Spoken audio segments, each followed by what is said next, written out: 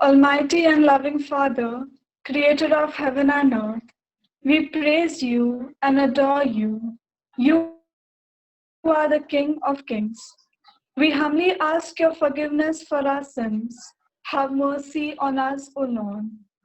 As we are gathered here together for this session, send us your Holy Spirit to be our guide and give us the wisdom to understand this session and enlighten our minds, and let your love be upon us.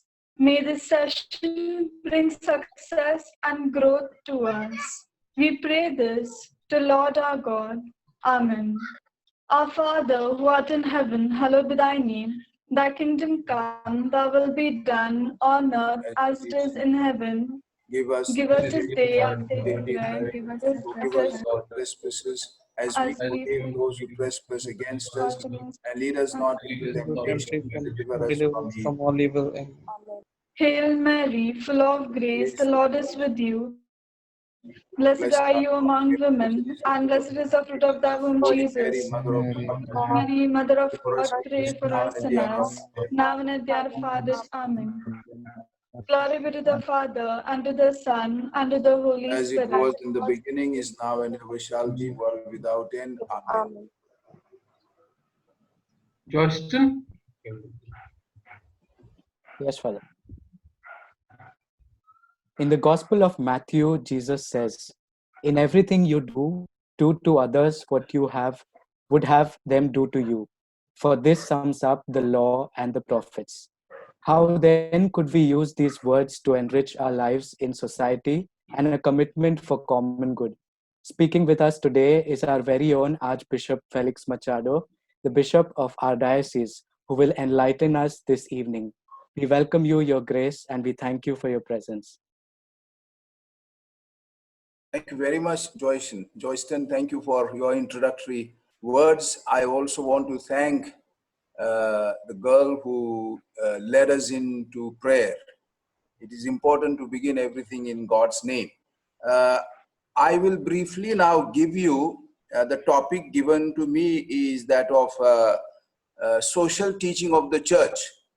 And there are 10 questions that are already given to me, and I have gone through all the 10 questions. The first question is, I think, really the summary of the whole social teaching of the church, the 4 pillars. Let me give you just a brief introduction. Now, everything all right? I am audible, Yes. intelligible? Okay. You are So, very clear. okay, so my brief introduction is this, that you know that Pope Leo the 13th, the first Pope who officially began what we call today the social teaching of the church, a great Pope, Pope Leo the 13th. And that happened, I suppose, mainly because in that time, the problems of the workers, work was, especially for the European continent, the industrialization, the industrial period began, and machines came. Before that, people were working in the fields with manually, with hands manually, and using their energies, and even sometimes pulling the plow. For agriculture, it was people, but suddenly, what happened was there was industrialization. Machines came. I don't know, those of you may have watched Charlie Chaplin's film, with regard to this whole problem, how therefore man also became a machine. It's a pity that machines were invented to help the man and woman, but the human being also was considered like a machine. And so the kind of dehumanization began. Women were being treated as machines, and so therefore new problems, social problems began to crop up. The plight of the workers, the maltreatment of the workers, their salaries being not paid in proportion. All these are not new problems. They began with industrialization, and that is why at the time, that Pope is elected knowing what is the situation in the world and how the Catholic leader, the Pope, will take all the bishops, then the whole church with him, and respond to that situation. And so with this kind of social situation created by the industrial age, we began to have very good documents teaching, because church is mater, mater magistra, they call it in Latin. The church is first of all our teacher. Mother teaches. Mother, while raising children, teaches. And teaching, giving the tools of education, we are equipped to kind of face the social problems. And so after Pope Leo XIII, then one pope after the other began with remarkable teaching of the church and added to the teaching that Pope Leo XIII had given. I could have taken entire lecture only to tell you how many wonderful encyclicals of the popes are there. I have in front of me like a professor, which is what I always did when I taught in the seminary to the seminarians. I always carried stacks of books with me, all related to this topic. I know that I'm not going to read you these books now, but for you to know, and I only have picked up one main encyclical of each pope since Pope Leo XIII. The first pope, one who began the Vatican II Council, Pope John the 23rd, who is a canonized saint today. Pope John the 23rd, an old man, almost 80 years old when he was elected, Pope John the 23rd wrote his first encyclical letter, Pacem in Terris, peace upon earth. My dear young people, let me tell you what difference it made into the world in which they were living. This was the end of 50s, and Pope John the 23rd was like towards the end, elected towards the end of 50s and early 60s. He died in 63.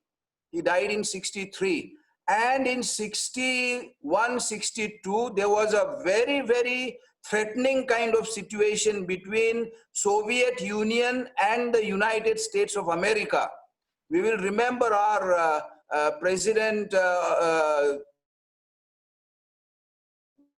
meaning America's John F. Kennedy. John F. Kennedy was the first Catholic person to be the president of the United States. And he was considered a young man of some 30s, he was not even 40 yet.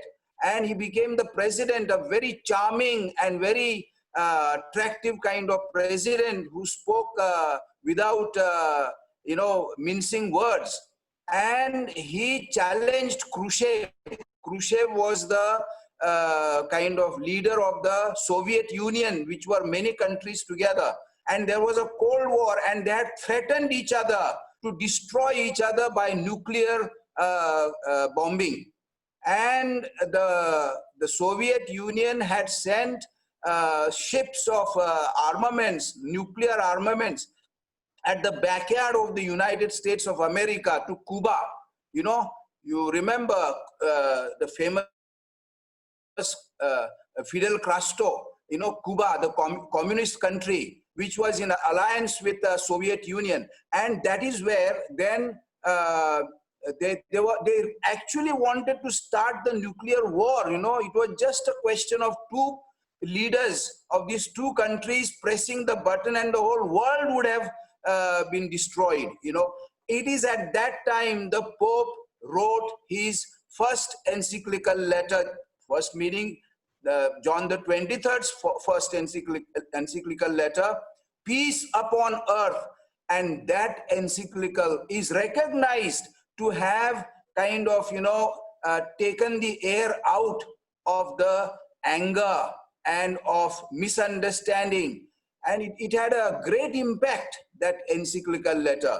So I just mentioned one. He wrote others also in a short time. Soon after him came Paul VI, who is also canonized saint today. Paul VI became Pope during the Second Vatican Council because Pope John died. And that is the time Paul VI wrote, in continuation of Leo the 13th, John the 23rd, Paul VI wrote his encyclical called Populorum Progressio, the progress of the peoples, the development of peoples. And he, Paul VI, by the way, in 64 visited Bombay. It's a matter of honor for us. We were part of the Archdiocese of Bombay at that time, in 1964 till 1998. We were one diocese, one archdiocese. I was a high school student, and I went every day to the Eucharistic Congress, which was held on Oval Maidan in Churchgate there. And as a schoolboy, sometimes I went alone by train, alone. I was a schoolboy, and I participated all the ceremonies that Paul VI as Pope. He was here for 4 days, and Paul VI must have seen the misery of the people, the slums in Bombay also. He was actually supposed to have gone to see the slums in Andheri, Veera Desai Road. In those days, it was also one of the worst slums with Dharavi slums. And Paul VI wrote this encyclical letter called The Development of the Peoples, the Progress of the Peoples. Then came John Paul II. Of course, John Paul I was for a few days only. And John Paul II wrote several encyclicals. Even Paul VI also, several social encyclicals on social topics, the rights of human beings, the plight of the poor, etc., etc. And so we have John Paul II, after 100 years of Pope Leo the 13th's famous social encyclical, John Paul II wrote Centesimus Annus, which in Latin means 100 years. The title is 100 years, meaning 100 years of the social teaching of the church. And then came Pope Benedict. By the way, Pope Benedict also has made his impact. In 2008, there was a credit crunch. You will remember this word. Credit crunch means there was a kind of complete disaster of economic order in the European and American world, the so-called first world. The whole banking system failed, and everything went haywire. And it is at that time Pope Benedict, our Pope Emeritus Benedict XVI, wrote his encyclical letter teaching, calling it Veritas in Caritate, truth in charity, truth in charity. And then obviously now we have another wonderful man, our beloved Pope Francis also, who wrote Laudato Si, an encyclical letter with regard to the environment, and telling us what are our duties, what are our rights, etc., etc. So this is my introduction. Let me now come to the question that is given to me. The question is, can you explain to us the 4 principles of the social teaching of the church? And I have put them in this order.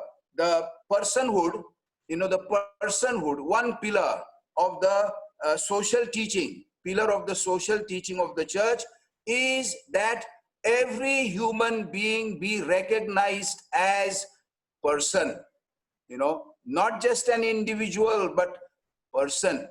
And I don't know what is the Marathi word for that, but there is the English word distinguishes between individual and person. Individual is something more physical, but person is more moral and dignified human being, with his rights, with her rights, and with her duties. And so I will deal first with the first pillar, the personhood. Let us begin. You know this, but we should not forget God created us. Nobody has created us, nobody has made us.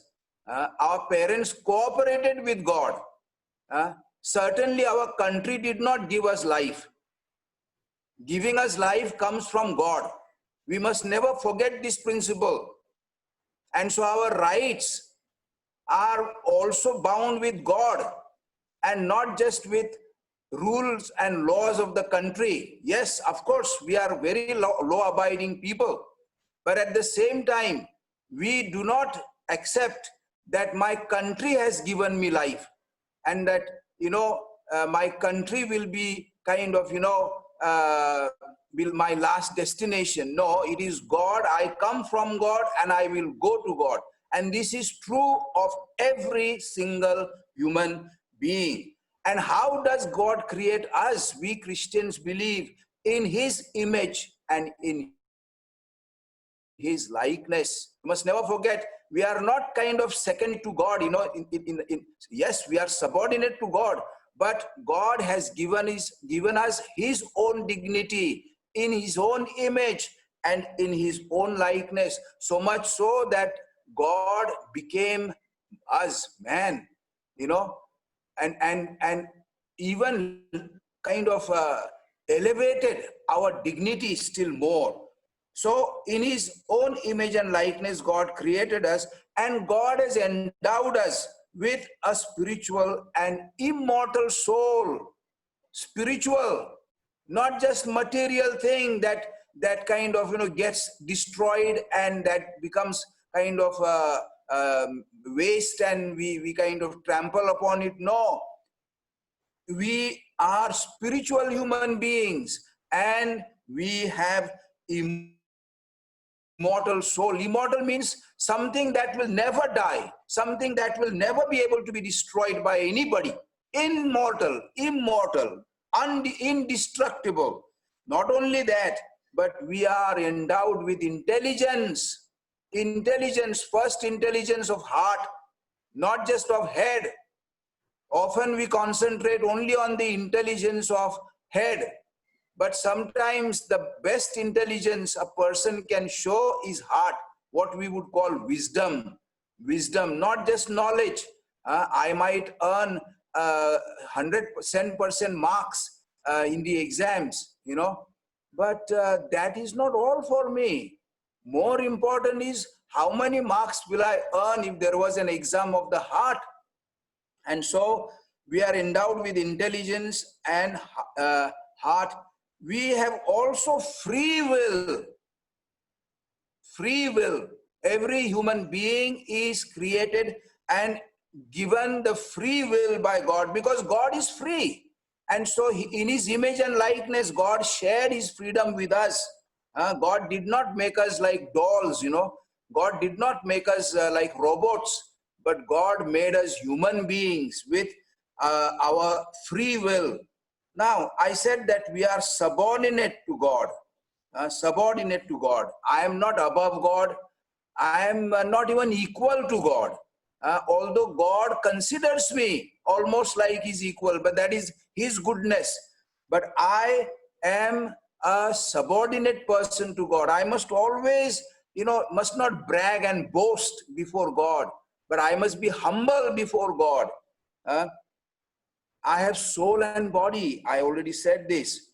Now also, because of God becoming incarnation of the Son of God, Jesus Christ, who was born of the Virgin Mary, I have the grace of Christ. It is not 2000 years ago Jesus came, died and went and now He's part of history. No, we don't believe that. No, we believe that He is alive with us. Till the end of time, He will be alive with us. And so grace of Christ is given to us. That grace of Christ makes us participate in the divine life. I don't know how many religions teach this. We can participate in the divine life, the life of the Blessed Trinity. So grace of Christ is operative in every person. not just in Christians, every person. In our Mahatma Gandhi also, grace of Christ must have been operative for the things he did and for the things he said and for the things he taught and for the things he stood for. And so every person is, by the virtue of grace of Christ, can participate in the divine life and following correct conscience. Gandhiji followed his correct conscience.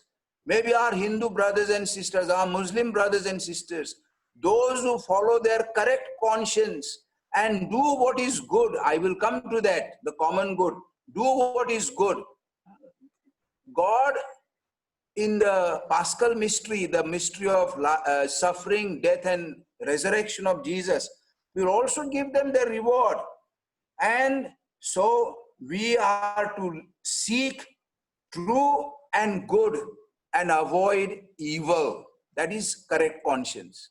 To seek and love that which is true and good and avoid evil. Now, happiness, I don't know what catechism you learned, but when I learned catechism, we were taught, why did God create you? And we had to answer, God created me to be happy, and not happy for 1 day and 2 days and 1 month and two years. No, happy forever, even after death. God wants me to be happy. Happiness is not some vague and a sort of personally made idea. Happiness is innate desire, innate desire. Many times we are not satisfied. We are not satisfied. Even how much our mother may love, how much our father may love, how much our friend may love. Or we might get some happiness for some time from something, somebody, but innate happiness, that desire to be happy, always. And so this nature, our nature is made, God has made us for happiness, and that happiness, that desire for happiness is placed in our heart, which draws us to God. That's why we are drawn to God. I don't believe that there are really atheists. I don't believe. They want to be atheists. They want to deny God. They want to kick God out of their life. But I'm sure at the end of the day, they know that they will not satisfy, or they will not be satisfied, their hearts will not be satisfied until they are satisfied by God alone. See, each one of us, in our heart, there is a kind of a hidden icon there in the heart of each one, which nobody can fill, nobody, and we thirst for it. We thirst that somebody fills that, but nobody is able to fill it. God can fill that. St. Augustine has said it beautifully, our hearts are made for you, God, and they will be restless until they rest in you. And God has given us power to act, power to do this or power to do that. We are responsible for our actions. We are free to do. See, how much can somebody control you? How much? Finally, can anybody control your inner thoughts? No. You are free to think what you want to think, but nobody knows what you're thinking. Nobody knows. But of course, thoughts that are thought cannot remain just passive things. They will come into action. The way we behave, they will come out. And so, therefore, we have power to act. We have power to do this or that. We are responsible for our action. The more one does what is good, really good, not what I feel good, but what is objectively good, what is to be objectively good, not subjectively only.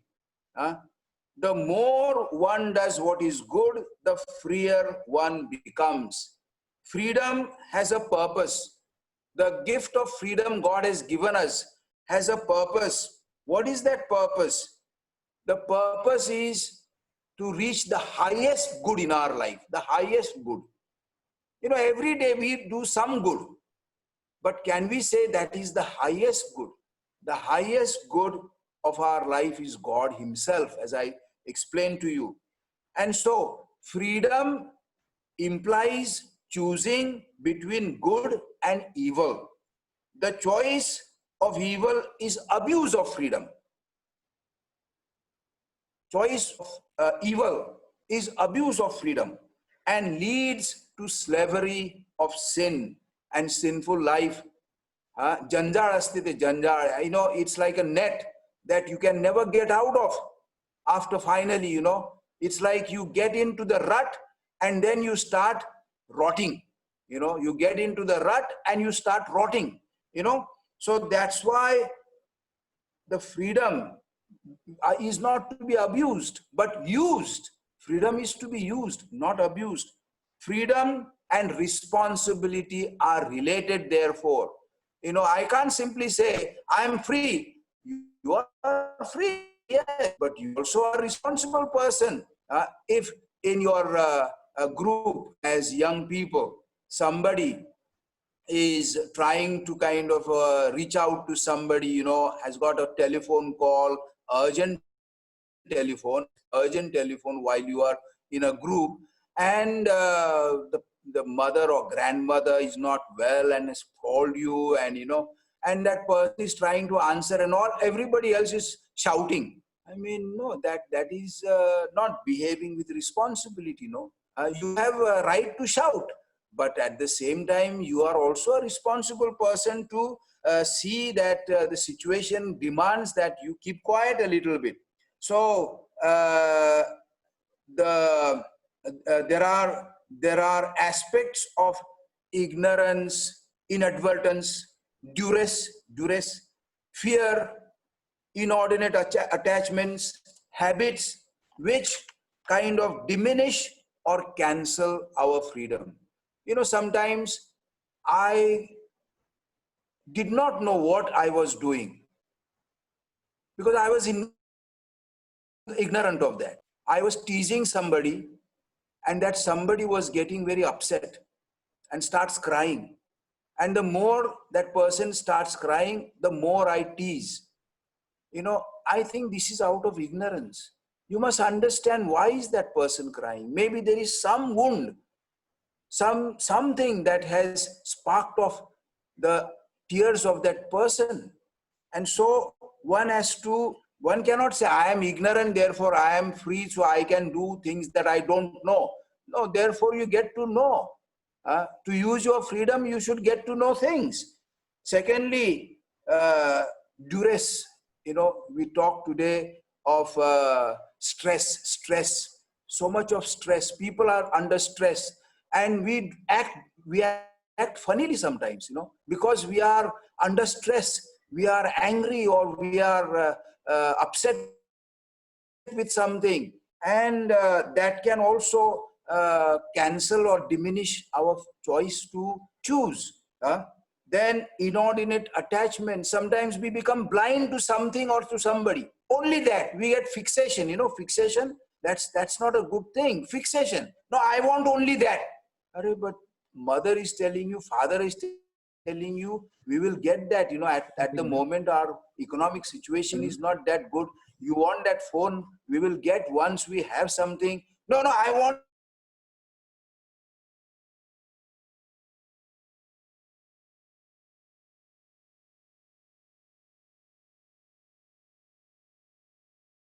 it tomorrow.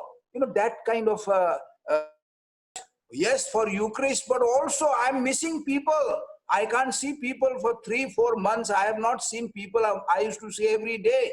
Since human being is a social animal, we are a social being, and so the social dimension is essential component of our nature and vocation as human beings. So therefore, love of neighbor is inseparable from the love of God. Love of neighbor is inseparable from the love of God. Don't think it is only a commandment, and we think, why should somebody command me? I'm free. Yes, but commandment has to be understood in this way, that God said, your happiness passes through the house or the person of your neighbor. Unless you meet that neighbor, especially in difficult situations, you will not be able to meet your God. To go to God, we have to pass through our neighbor. I cannot avoid my neighbor. We are a social animal. And so we are a community, that is, persons are related to persons. Uh, the human person uh, ought to be the principal subject and the end of all social institutions, national or international. You know, we have so many institutions like family. Let us begin with a family. You know that family is an institution, perhaps the first institution that God has given us. And family, father cannot say, all must act in order to fulfill my desires. No, that is not possible. If he tells your mother, if he tells you, your brothers or sisters, you know, all have to do things only for fulfilling my life. No. Family institution, there the subject, each human being is a subject there. And the institution, whether it is family or whether it is United Nations, it has to be kind of centered on the subject, the human being. With due respect for the principle of subsidiarity. Yes, the father can say, you know, my daughter, my son, you know, you can do this today. You know, mother can tell you, you cook this today. You are a very amateur kind of cooking person. But mother may not allow you to teach, to do everything in one day. You know, she will say, my dearest, you know, dear one, you do today only this little maida atta that you know, and get it ready for chapatis or something, you know, and tomorrow I'll give you more responsibility, and day after more responsibility. So this is subsidiarity, law of subsidiarity. What is it? The principle of subsidiarity states that a community of a higher order should not assume the task belonging to a community of lower order. Let me talk as a bishop. I am bishop. I have the responsibility of the entire diocese. Plus, also, I have to, in some way, reach out to other dioceses. And if the Holy Father calls me to do something, I must not say no to him. But in my diocese, there are parishes. I appoint parish priests. I cannot bypass them, my dear young people. I tell you, when I have to go to a parish, even to visit a sick person in that parish, you know, sometimes there are people that I feel like visiting because they are sometimes very, very important to the parish in which they live. You know, they help. I mean, you know, it's not like choosing one over the other. But when I do that, when I want to visit somebody, I call the parish priest and I ask him, Father, I want to come to the parish and I want to visit. And the father immediately comes on the road and tells me, I'll take you to that house. See how beautiful this is. This is subsidiarity.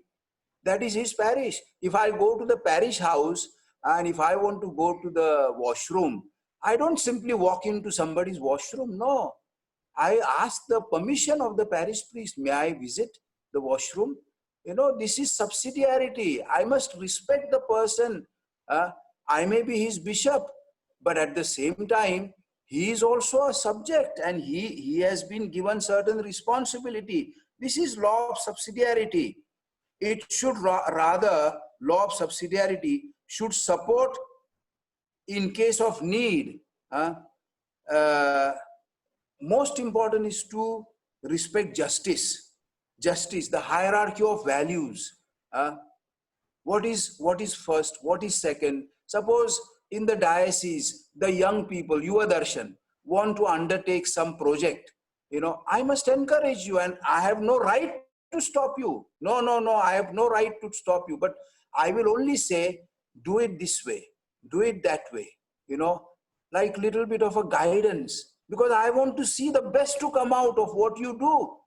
But I cannot stop you altogether. But I can stop you, suppose there is something that is not good in itself. And out of experience, I know that by doing that, our young people, by doing that, will not contribute to the kind of, you know, pleasing of God.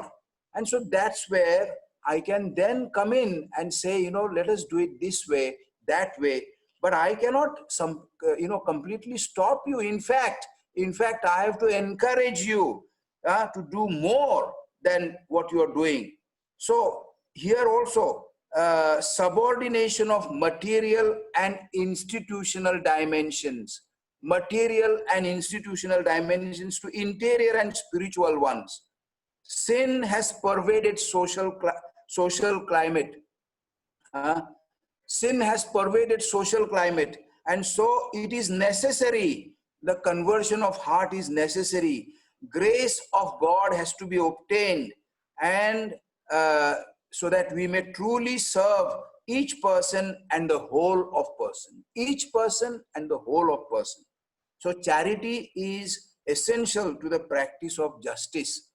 I come now to the third point. What is the foundation of our social work, or social life? Foundation of social life is common good. Common good. How is common good defined?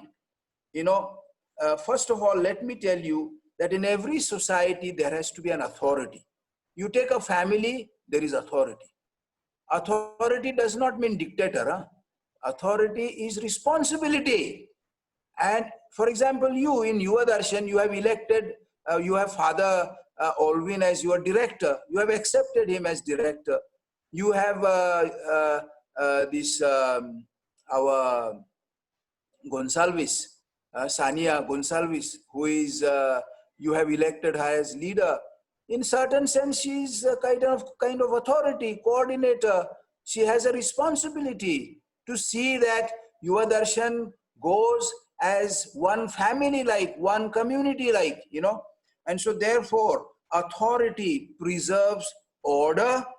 Authority contributes to the realization of the common good. Now I come to the main topic. What is common good? Common good is the sum total of those conditions of social life which allow people as groups and as individuals to reach their proper fulfillment by joining Yuvadarshan. So let us say Yuvadarshan is an institution for common good of the youth. How do you achieve your common good? Because each one of you are unique, and each one of you want to achieve your fulfillment of life. Of course, not everything will happen in Yuvadarshan, but a good amount of aspects of your life, a good amount of dimensions of your life will be kind of formed here, And so Yuvadarshan has to create conditions of social life. Sometimes you have to pray, sometimes you have to work, sometimes you have to do some project, for the benefit of the needy and the poor. Sometimes you have to have entertainment too. Yes, I am for that, but not only.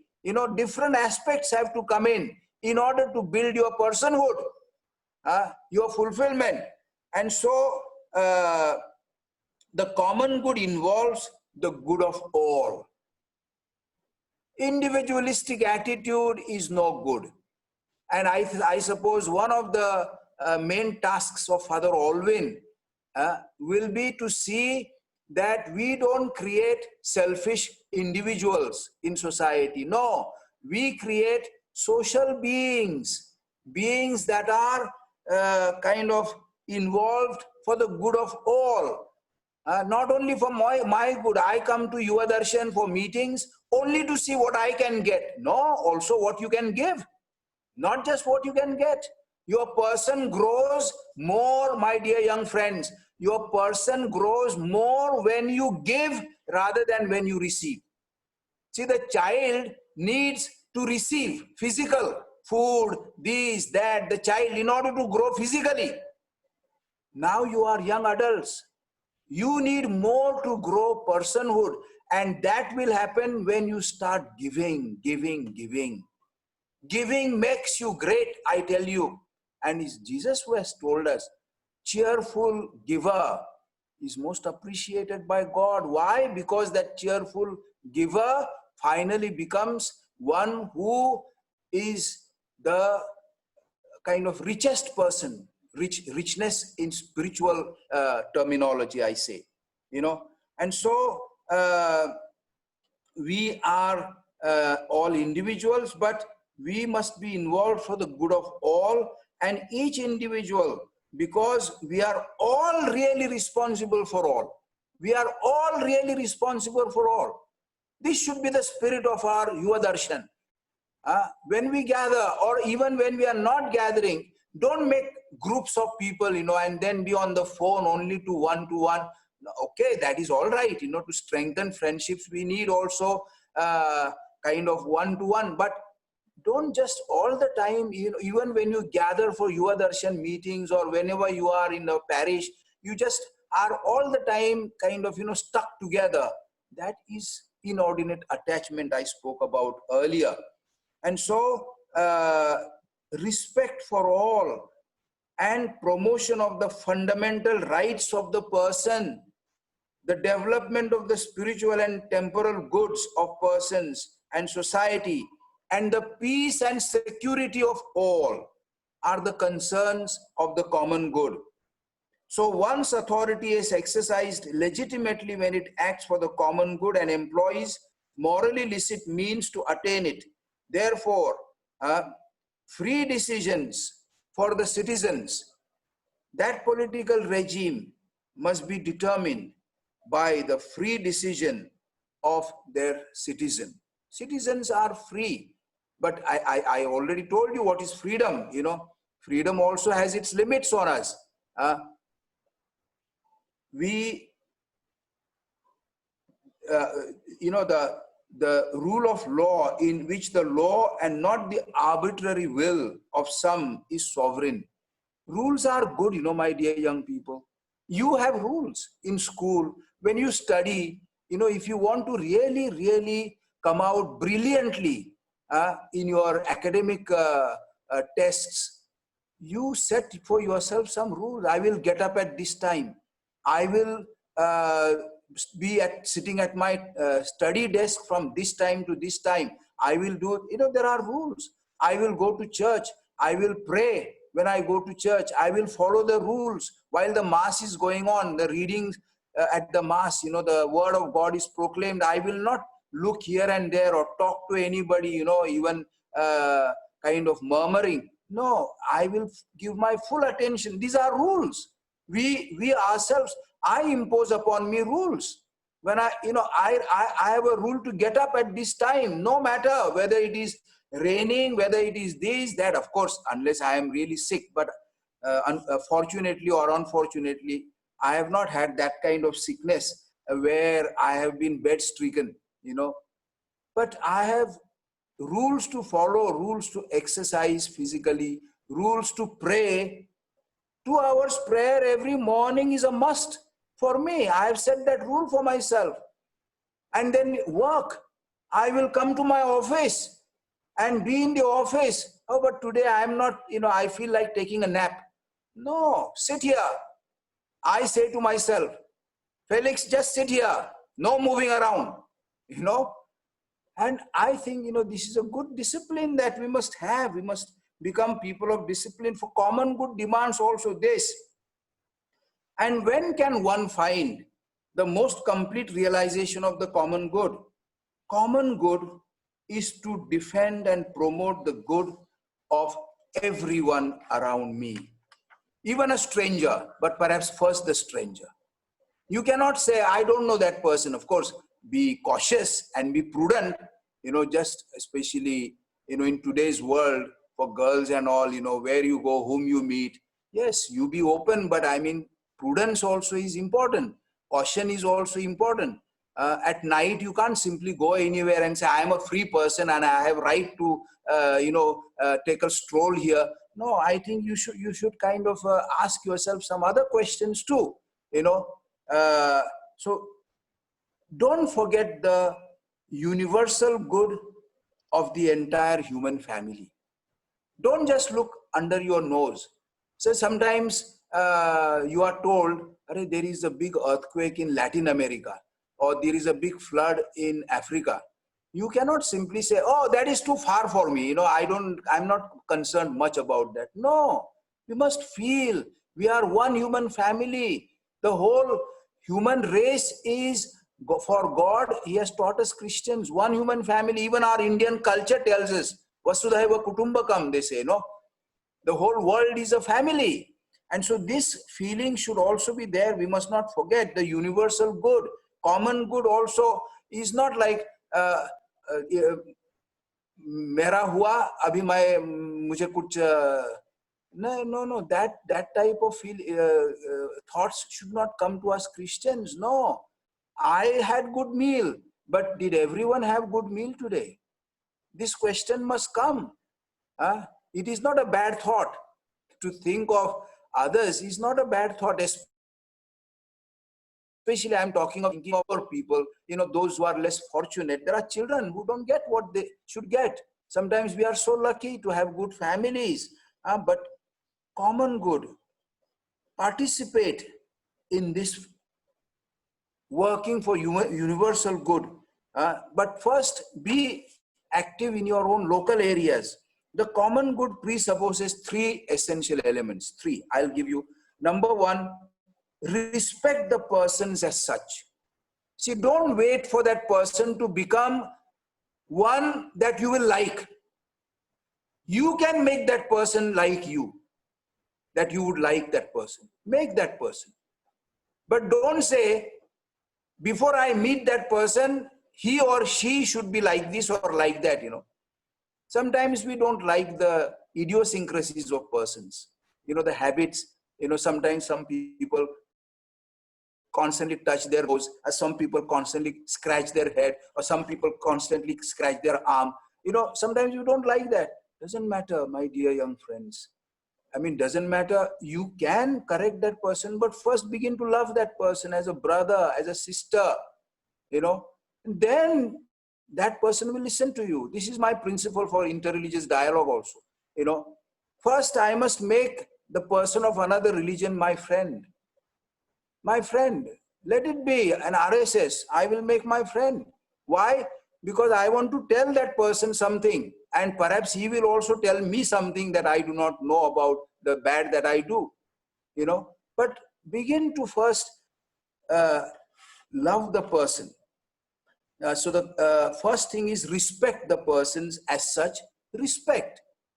You don't like many things that in that person perhaps, but respect. Respecting is not saying I like or I agree. No, but respecting means I accept. I accept God. God respects us. My dear young people, God respects us. How? Because God does not like so many things that I think, so many things that I do, so many things that I say. God doesn't like, but God accepts. Accepting is not approving. Accepting is not approving. God doesn't approve of those things, but He accepts me. He has never kicked me out. He has never kicked me out. He has always accepted me, even when I commit sin. But He wants me to go to confession and clean yourself, because Felix, you are good, but don't remain in that muck. Don't remain in that rut.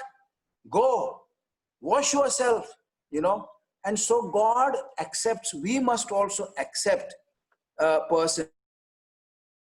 Society should permit each of its members to fulfill its vocation. See that everybody is able to grow and flourish, flower. That is what Yuvadarshan is for. All of you who come to Yuvadarshan, you are different people. We don't want uniformity, all to sneeze at one time, all to scratch at one time. That is not what is expected of us as one kind of, Yuvadarshan. What is expected is we come different, unique people, but we will help each other to that which is good. I will encourage that person to grow in that. Then the common good resides in the conditions for the exercise of the natural freedoms indispensable for the development of human vocation. Conditions that are indispensable for the development, such as the right to act according to a sound norm, right to act according to a sound arm. Somebody wants to ask a good question to Father Alvin, for example. Others must not say, don't ask that, he will feel bad. But suppose that question is for the good of Father Alvin. I mean, not his personal life there, but suppose he's conducting a meeting and he mispronounced some English word, let us say. Of course, don't now catch him in public, but sometimes I learned my languages like that.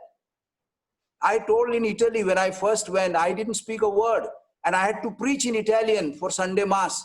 And I would make many mistakes in my pronunciation and old ladies would giggle and laugh, And I knew I had made a mistake. But I used to tell them smilingly, my sisters, my mothers, please, after Mass, tell me what wrong I have said. Because I want to learn. And unless and until you teach me, I will not grow. I want to grow. I want to speak Italian. And I tell you, after 3-4 years, they said, you speak better Italian than us now. I think, this is the way to learn. And so, indispensable development of human vocation, right to act according to sound norm of conscience and safeguard privacy and rightful freedom. See, each one of us has privacy. We must respect that. We must respect. Second point of the common good presupposes, common good requires development of the group itself. John F. Kennedy, I made a mention of him. He asked when he became president, ask not for America can do for you, but also keep on asking what you can do for America. This is a good principle in life. Ask not what Yuvadarshan can do for you, but you also ask what you can do for Yuvadarshan. You see, Yuvadarshan has become great not because of priests and bishops, because of good young people. We are your servants.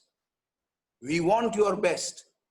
That is sacrifice the priests and bishops have made. But finally, your growth is you encourage each other. And so the group itself must develop. Your locality, your parish, your kind of place where you work or where you study. Development is the epitome of all social duties. Development. See that we don't remain where we are. We need to grow. You as young persons are growing even physically, even now. I'm changing physically, but not towards growth, going now down ways. But doesn't matter. I can develop still spiritually. I can develop still in becoming a better person than I am. I can never say I'm the best person. No, I am not. I still have to learn a lot. And my church will teach me. My diocese teaches me. I learn a lot from you, my dear young people. And if there is a conflict, let the authority come in, but not acting with particular interests, not favoring this or that person, not favoring this side or that side. This is the job of Father Alvin. This is my job as bishop. This is the job of each of your parishes where you belong. So, common good should make us accessible to each what is needed to lead a truly human life. Sometimes a girl next to you in Yuvadarshan, a boy next to you might have some family problem, may be going through some study problems. But that person may not tell you. It is my sensitivity to find out. But there are other needs, like basic needs, kapda, rotiya or makan, we say, But the church, these three words have come from church, my dear young people. Church has given this to the world. Food, clothing, health, work. Some questions have been asked to me.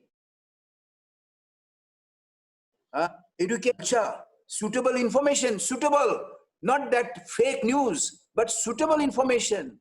The right to establish a family, and so on. And third requirement for common good is common good requires peace. Peace. My dear young people, we need to build peace in the world. Our world is thirsty for peace. Peace. We must all work for peace. For us Christians, peace is God's gift. But we must receive it, and we must preserve it, and we must make it grow and spread. Don't make societies, fighting with each other all the time. This group fighting with that group. Problems are there, but there are ways. Christians always go to truth through the means of charity. Never truth without charity. Always going to truth with charity. So peace requires stability and security of a just order, not chaos. Order. There has to be order. Then right to legitimate personal and collective defense. These are issues of common good. I need to be defended personally as well as country. Today we read in the news what is happening on our China borders. This makes me sad. I don't know who is wrong and who is right, but something is happening that is not right. Something is happening that is not right there. And therefore, if that security is not taken by our government, you and I would be victims of, destruction, war. We don't want that to happen. Pray, my dear young people, first, and may God enlighten the leaders, enlighten them with something that is given by God, the peace that is given by God. This kind of fighting, taking one another's what we call property, is not going to make any country big. No, that will. Then last point is solidarity. Very important point, solidarity. It answers many other of my questions. Solidarity is not a feeling of vague compassion. There was a woman once in my one of the parishes where I was abroad, and she was a cook, very lovely woman, very elderly, lovely woman, and she didn't go to church much, but she was a good woman. I'm sure she had relationship with God. And there was a habit that the parish priest, while eating, would put on the television only for the news, the headlines. And then he would switch off, and then we would have conversation, because I never liked television when we are eating, but the parish priest said, this is the time we have chosen to eat, and therefore this is the only time we can listen to the headlines of the world. And while he put the headlines on, there used to be sometimes, some kind of a catastrophe somewhere, an earthquake, a big flood, or some accident, that sort of things, And that woman, she was a cook, and we were eating in the kitchen, because only when guests were there, they would have in the dining room, a cardinal has come or a bishop has come, then we would go there. But otherwise we would eat in like many of you have in your homes also.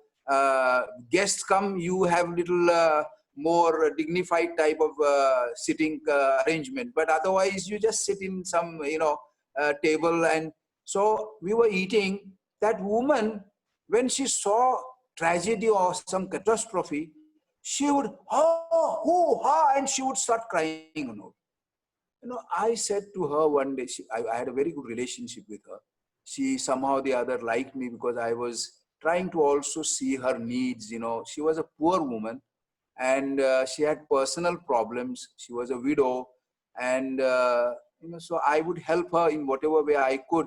Listening ear was the best help I could give her. And so I told her, I said, Donella, her name was Donella. I said, Donella, when you kind of shout like that, do you really feel sorry for? Oh, yes. Then I said, what do you do afterwards? See, this is what happens with many of us. There is a news on television of tragedy. Oh, we will do like this. And once that news is over, we forgot what happened. Arre? No. Solidarity is not just vague compassion or shallow distress at the misfortunes of so many people around us. Solidarity is a firm and persevering determination to commit oneself, and for lifetime, not just little commitment, or at least till the problem is resolved in some way. That is common good. That is common good. What is hindering full development is that desire for profit and that thirst for power. Even our friendships, our relationships, what are we looking for? Am I looking for a friend? Sometimes I am not looking for a friend, but I am looking how to make my life more beneficial, or how to make my life more powerful. And I want to use others to do that. It can happen, I'm saying. I'm not saying it happens with all of you. No, it happens with me sometimes. I have to have my intention pure, So profit, thirst for power, these are hidden things in us, and they can make use of persons. There are structures of sin, never forget that. The society often is constructed on sin. Look at our economic system today. I don't want to extend my topic now. Look at the economic system. We're talking of joblessness and all that. We are talking about lockdown being over and opening the factories and all that. But whose need is that really? Who will profit by that? Who is really now missing something? The rich. The rich, they want factories. Yes, in the bargain, I might get some bones, But at the same time, see the economic system we have built in today's world. Now, Catholic Church teaches, there is a question, privacy or private property is not banned by Catholic Church. No, but there are some principles that we have to follow of common good. But these structures of sin that we have created, we do not know even sometimes what are these structures. They operate in a very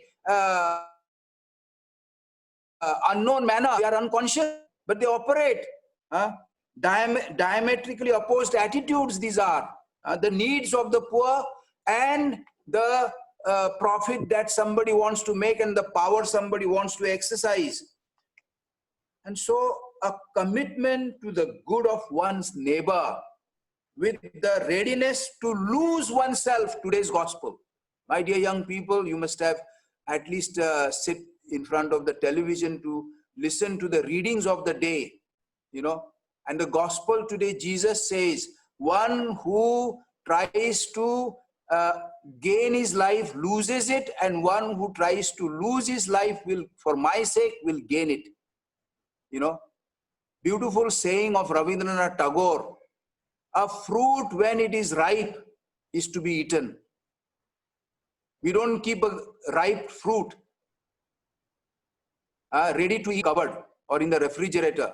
When it is time, the fruit should be eaten, fruit should be eaten. And so therefore, readiness to lose oneself, it is not actually losing. Jesus says, actually, that is how you really gain. But we think that is, I'm losing. I spoke enough of that. For the sake of the other, instead of exploiting that person. I have many things to say, but I'll try to conclude this topic. Widespread mentality of individualism has come in. Individualism. Me and in my cocoon, I am sitting there. And only if I need, then I come out to take. No, this is a wrong way of this widespread mentality of individualism. Society needs more committed people people who are in solidarity with charity, beginning with our families. Sometimes we are not even aware of what are our mother's needs, what are our fathers, what our father is going through, what our brother or sister might be going through, what our cousins might be going through. Begin with the family, and that is where you can begin.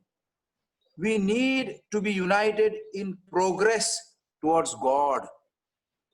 I told you, path to go to God is not individual path. We are a people. God chose us a people, a chosen race, royal priesthood, we are called. Our history. What is our history? History of people of Israel is our history. God called them, but they committed sins. And God was angry. God can never get angry, but when you make somebody angry, what to do? What to do? God never wants to get angry. Your father and mother, I'm sure, don't want to get angry, but sometimes we make them angry. And listen, I work on international level for rights of children. I tell you, the plight of children, survival of many innocent children, families in misery, access to conditions fit for human beings. Some don't even get proper drinking water. Some don't even get to wash, and we are telling them use sanitizers. They don't even have possibility of getting water, and we are telling them use sanitizers. We are telling them wash your hands again and again. With what will they wash their hands? So we got to be sensitive to these things. This is question of solidarity for peace of the world and for future of civilization. My dear young people, you are the connection between me, my generation, and the next. You are the connection. And so you will have this responsibility of the future generations. It is time for us to face up to our responsibilities, each one of us, our responsibility. Before we claim our rights, let us also first ask, what are my duties? Fundamental condition for solidarity is that within each society, its members recognize one another as persons. Recognize one another as persons. The stronger must take care of the weaker. Yes, I go to Umed. Our diocese has that center for differently abled people. I often visit them. You visit them also. I get enriched. I come out enriched. I think I go to see them, but they enrich me so much. They give me so much. So the stronger must take care of the weaker. We should not adopt a purely passive. The weak should not adopt purely passive. I am like this, so all must come and serve me and sit at my feet. No, the weak also must know that even in the weakness, that is what we try to do at Umed. We give them, some kind of profession.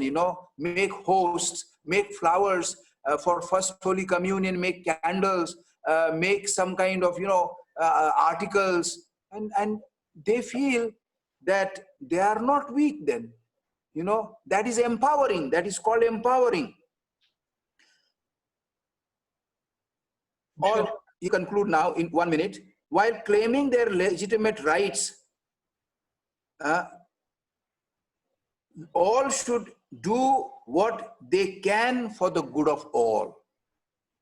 Never say, I cannot do anything good for anybody. My dear young people, nobody in life can say like that. Even my oldest grandmother, who is lying in bed, is able to keep me alive. There are examples of saints also. Saint Little Teresa of Child Jesus. She suffered tuberculosis at the age of 23. She wanted to become a missionary in India. She wanted to become a missionary in China. A very beautiful girl in near Paris, But she was so helpful to church. So do good for all, whatever you can. Groups should not just insist on their particular interests. Like Yuvadarshan must not all the time say, we young people, but also see other groups. See the interest of other and respect the others. Pope Leo the 13th used to call them solidarity. He did not use the name solidarity. Pope Leo the 13th used the word friendship. And today we are saying that the popes are saying, build bridges of friendship. That is solidarity. Build bridges of friendship between young and old, between rich and poor, between educated and not so educated, between castes, between religions. Build bridges of friendship. That is the word Pope Leo the 13th has used. Pope Pius the 11th used the concept of social charity. For solidarity, he used the concept of social charity. Then Pope Paul VI, he used the concept of civilization of love. Let us build civilization of love. And Pope John Paul II used the expression, let us create culture of concern for the weak. Solidarity helps us to see the other, whether a person, people of nation, not just some kind of instrument to be exploited at low cost and discarded like a waste. No. Solidarity means everyone is our neighbor, everyone is our helper, to be made sharer in my life, and everyone is on par with me, with ourselves, in the banquet of life to which all are equally invited by God. In front of God, we are all equal. That is the attitude for us to practice our social life, as church teaches.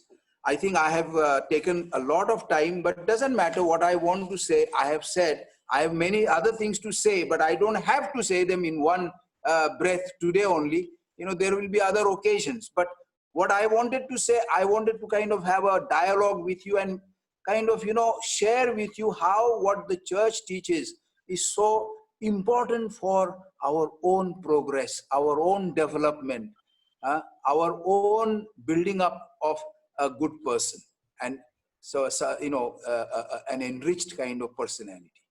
So, Father Alvin, do you want questions now, or you can? I will obey you.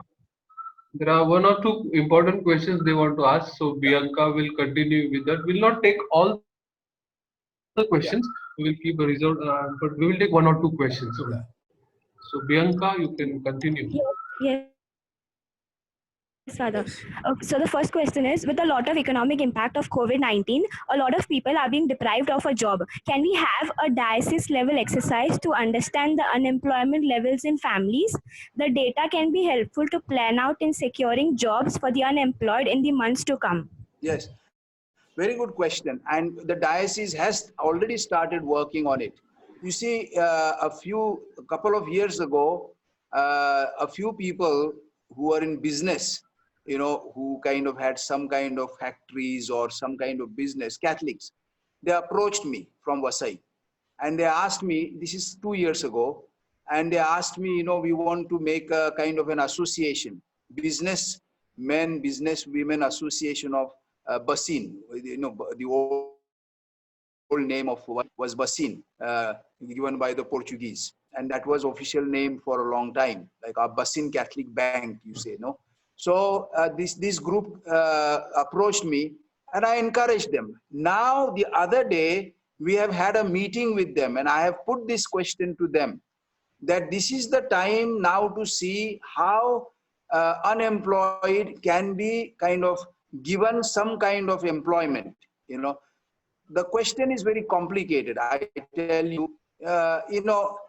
We will have to, as they say, at the end of the day, we have to say, even as a bishop, I have to say to myself, beggar cannot be chooser. We have to sometimes take what comes my way. And so times have come, such times have come, I cannot say, Arey, my job is to sit with necktie and suit in the AC room, and that's the job I I want to do, I will not accept any other job. Suppose our young people who are on, we call them, working on the ship, they have returned because now that business is at least suspended for time being. I don't know how long, and I don't know what is the future. I feel very, very, my heart pains for them. But at the same time, I would suggest to them, start doing whatever you can do.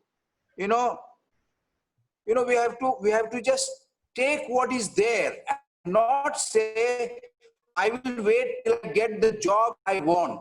It may not come my way. The situation is like this. So we will also, it's both sides, one side, the diocese together with this group has started seeing what can be done.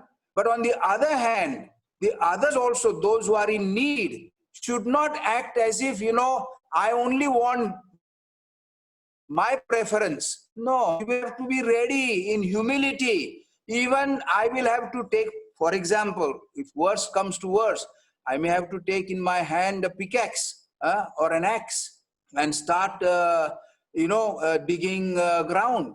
I tell you, my father, as a farmer, we have done that. Whatever comes our way, we have to do. But I cannot say I am of a person of a certain standard, and so therefore that job should match my dignity. We have made our wrong kind of social dignity. All that I spoke little while ago was not that kind of dignity. Dignity of the human person. I spoke to you about what God has, the dignity God has given us. And so, Bianca, we have started paying attention to that, and I hope we will be able to do that, because as of now, it is not do or die situation. We are not in a famine kind of situation where I got money, but there is no food to buy. We are not in that kind of situation. So therefore, whatever work is there, when lockdown began, I sent a circular letter. I don't know whether priests brought to your notice, but I told them to bring this to the notice of all people, that if you have even a patch of land, as in Vasai, many local people have little patch of land, you cultivate something. And some fathers shared with me the other day when I had a dinner meeting on Zoom. They said that, yes, we grew some vegetables, these SVD fathers, they grew vegetables in their garden, and they distributed it to the neighbors, who most of whom are not even Christians. This is what is needed needs to be done. I'll take whatever comes my way and pull through my life. But don't wait on your bed and say, somebody must come and give me this and give me that. That is going to be very, very difficult for us. But I don't think we have come to that level also. We are paying attention with this group, and let us see what happens. Yes, Bianca. Next. Bianca, can you hear me? Bianca, can you hear me? Yes. Yes. So, yeah. Yes, I can hear you. Yes. Yeah, the next are by default consumerist in nature.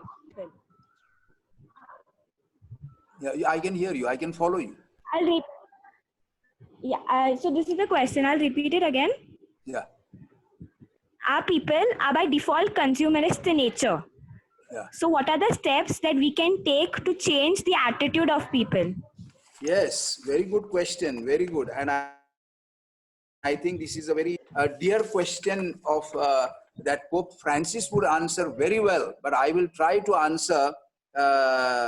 See, our true concern for the poor and the promotion of their genuine welfare should be there. The context of a consumerist culture, what Pope Francis calls culture of waste. This is a very, I would say, disastrous kind of disease for us, for our generation. Disastrous. The culture of waste.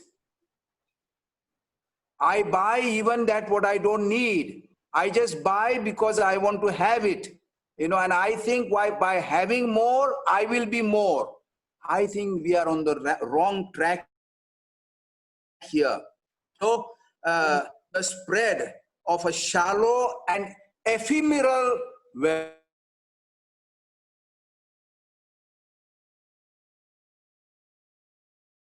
well-being. This is the moral law that the church teaches. Some people believe, or many people I think believe, and you might even fight with me, saying that I have got a fat bank account, and so I got a lot of money, so much that I don't think that I will be able to finish that before I die. So what can I do? I'll take, every day, go to the supermarkets or malls and just buy whatever I think I should buy. No, that is morally wrong. Moral principle says that is not your money. Now, I'm not a communist. I speak with the material from our saints, fathers of the church. Saint Ambrose, Saint Basil. If you read, Saint Basil and Saint Ambrose preached, saying that if you have 2 pairs of shoes, you have robbed one from somebody. Go and give it back to that person. Yes. So I think, this consumer society, I have got money, it is my money, I have right to use it the way I want, is a wrong attitude. Wrong attitude. No. I must think before I buy anything. And I tell you, I have been practicing that since my seminary days. If I go to a shop, even if my friend takes me to a shop, and it has happened many times when I go for meetings and all, sometimes I meet good people, friendly people, friendship, and then they say, Father, you have come all the way from India and now you're going back. And those days we did not find, I've been abroad since 1973. So when I was offered to and taken to malls, 50 years ago in European countries, and offered, you buy what you want, Father, and we will pay for you. You buy. I would not buy anything, anything at all. And they would say, but Father, why didn't you buy? And I said, I'm like Gandhiji. Gandhiji said, any decision you make, especially to buy things, first thing, what will be the effect of this on that last person on the street there? Do we think like this? We must think like that, And therefore, steps to be taken, I would say, accompanying the poor. My dear young people, let us accompany our poor amongst us, not for a brief moment or just like an enthusiasm, No, Pope says, but through constant commitment over time, not from seeing up gratified by giving them a few moments of our time. Say, for example, home for the aged, the old people there. Your habit of consumerism will go away when you see more and more the misery of our people around.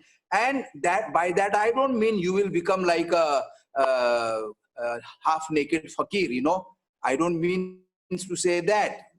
We have to live in our dignity, properly dressed. But how much do we need to dress? Look around our Jain sadhvis. Have you seen the Jain sadhvi? Look at Mother Teresa. Let me give the example of Mother Teresa.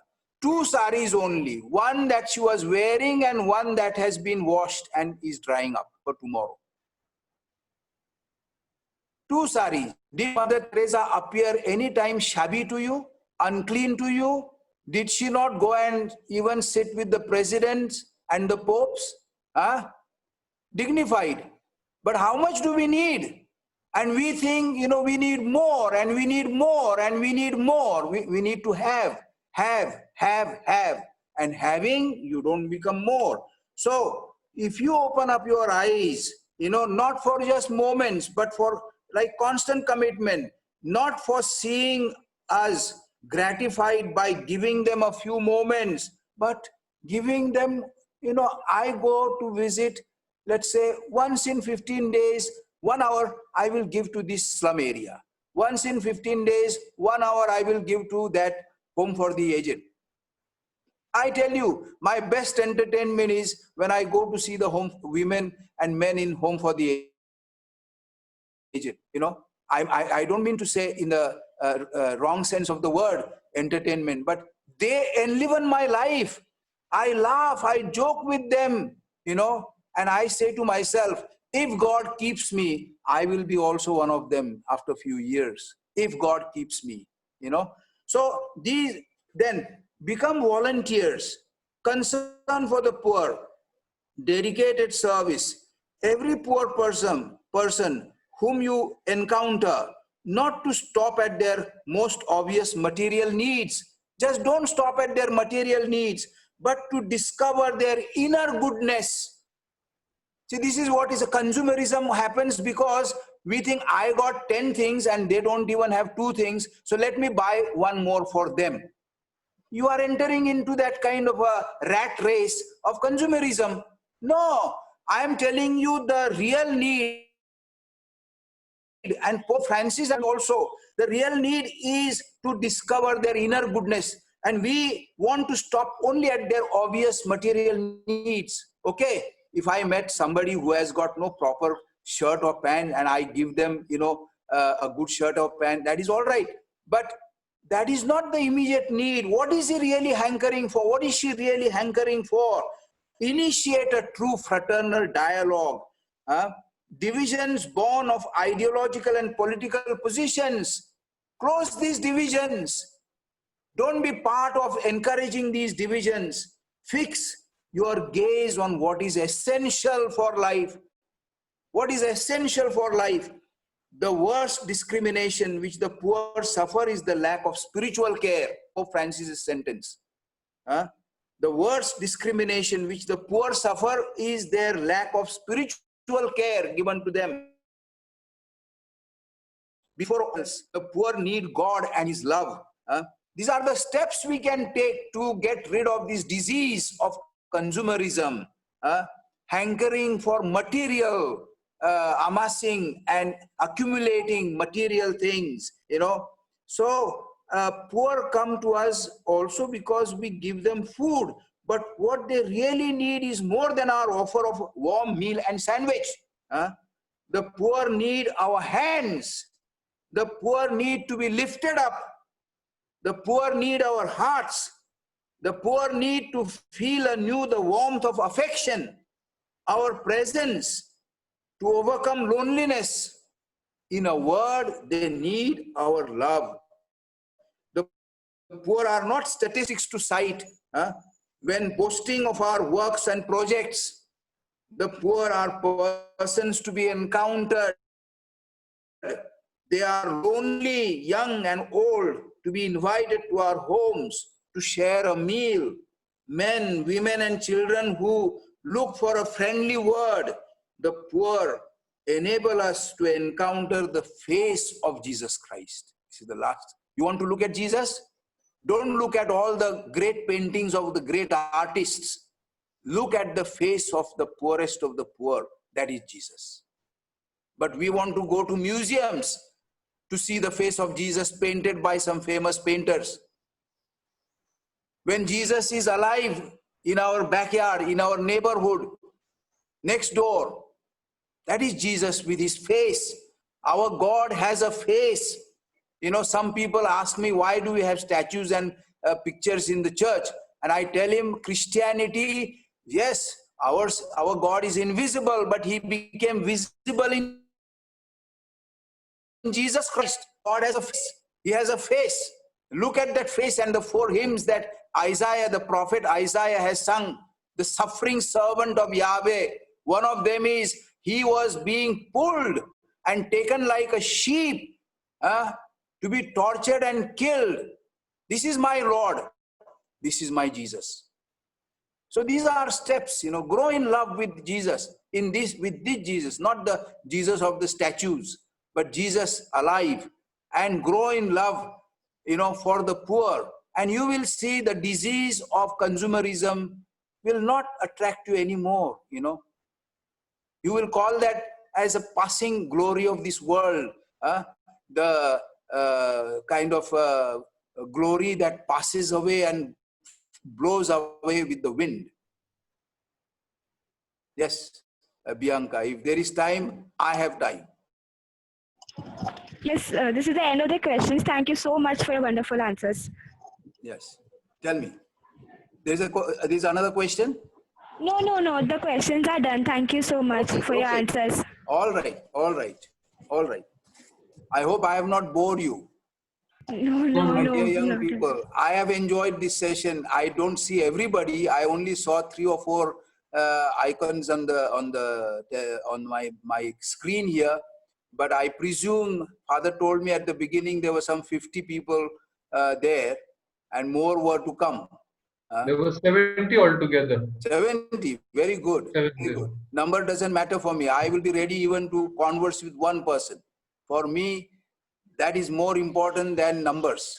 For me, you are not numbers, my dear young people. You are each one of you a person for me. Each one of you a friend for me, a brother and sister for me. Thank you very much. Opal is there. Opal, we have now. Thank you, Bishop, and then concluding blessing. Yes, yes. So, Good evening, all. yes, As all good, Gopal. as all good things must come to an end, so is the seminar. On behalf of all the participants, I thank our resource person, Archbishop Felix Machado, giving us a very informative session on life in society and commitment for common good. We appreciate and thank you for making time for us from your busy schedule to speak to us. Thank you again for your time. Heartfelt thanks to everyone who participated in today's seminar. Yuvadarshan is organizing various other seminars in a series to create awareness about mental health, the need of the hour. These series are a part of the We Care For You campaign, and we have a helpline number that's always available for people. The helpline number is 9096 555 666.